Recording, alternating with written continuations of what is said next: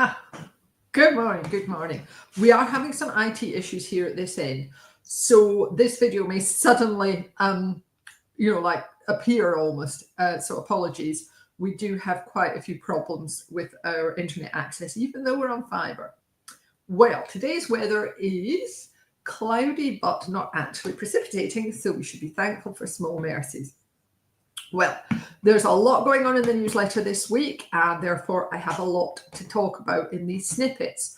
The first thing is something that has literally just landed this morning, which is that there is a proposal in the US Congress to nullify OSHA, which is their equivalent of the Health and Safety Executive.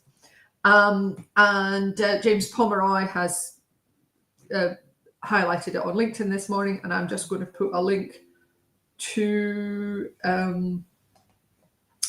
a really good article from the USA themselves. Now, some people are running around like headless chickens going, oh my God, it's deregulation, it's terrible, it's the end of the world, there's going to be no occupational health and safety regulations in the USA. Nothing could be further from the truth. This is a local USA issue where they are taking something that is currently run at federal level, and OSHA was set up in 1970. So that's kind of the start of formal health and safety anyway. So OSHA is set up in 1970, just as this whole thing starts to become really important. For example, 1974 Health and Safety at Work Act here in the UK. So it doesn't mean to say that there isn't health and safety in the member states of the USA Federation. No, there are existing health and safety departments, if you want to call that, in the individual states.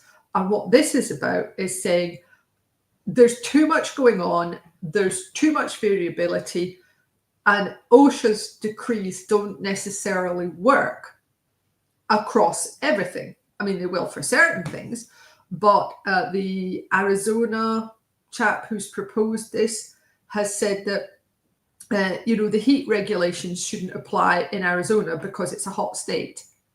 So you can't have things that are going to be across all of the USA that are going to be consistent. A heat regulation that's in Alaska would be completely different to one, New Mexico, somewhere like that that's really, really warm. So that's the move behind it. It is a local USA administrative change. It doesn't mean deregulation. It doesn't mean that we're going to suddenly end up with the USA without any occupational health and safety regulations. No, not in the slightest. What it means is it is going to go back or into for the first time, and I'm not sure about the timelines, to the member states, and they are going to take responsibility for it. And that means local variability, and that doesn't mean less red tape. No, that means more red tape. So like I say, there's a lot of people running around panicking and going, oh, deregulation. No, it's not that. It's an administrative change. It's about putting the power back or the responsibility back in the hands of the individual states. And it is not going to mean a free-for-all, not by any stretch of the imagination. So I hope that clears that up for you. Right. So that's the first thing out of the way. Second thing is, you may have seen that James Reason has died.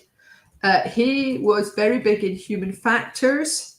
And he was the person responsible for the Swiss cheese model. Now, it turns out, I didn't know about his background. He was an academic and a psychologist. So that, I think, explains quite a lot about why the Swiss cheese model is so insufficient.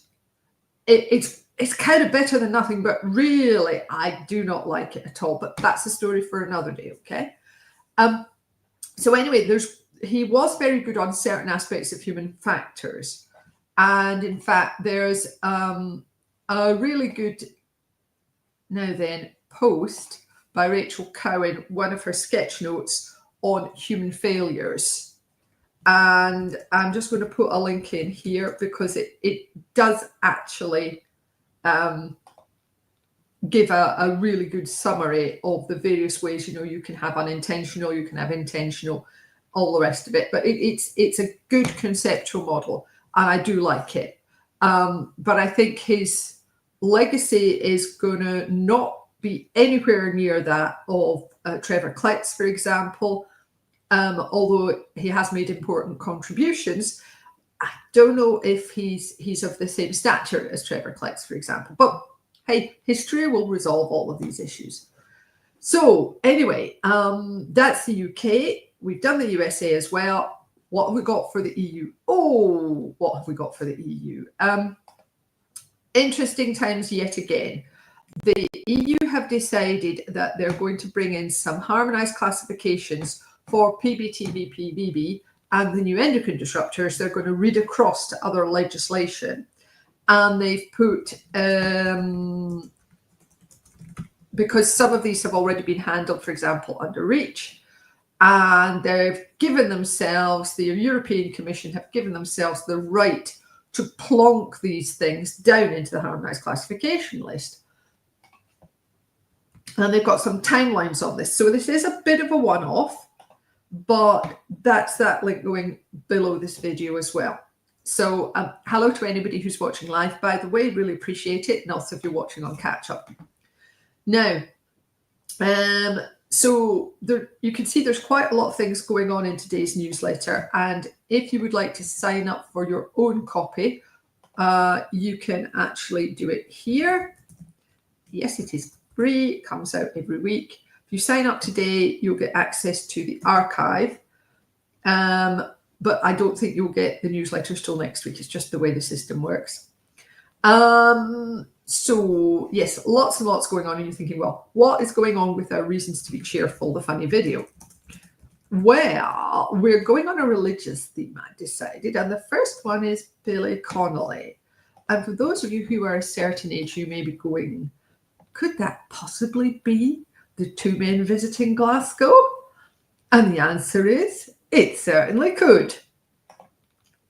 So that's going in there as well. So whatever you're doing today, I hope you have a good day. Stay safe, and I hope to be able to chat to you again next week. Take care of yourselves. Bye.